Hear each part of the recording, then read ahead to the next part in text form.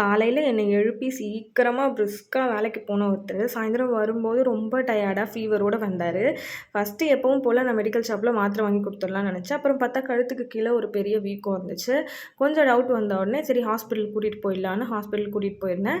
நான் டவுட் பட்ட மாதிரியே ஹாஸ்பிட்டல்லையும் ஒரு நாள் ஃபுல்லாக பாருங்கள் குறையிலன்னா இது அம்மையாக தான் இருக்கும் அப்படின்னு சொல்லிட்டாங்க. கொஞ்சம் பயமாக தான் இருந்துச்சு.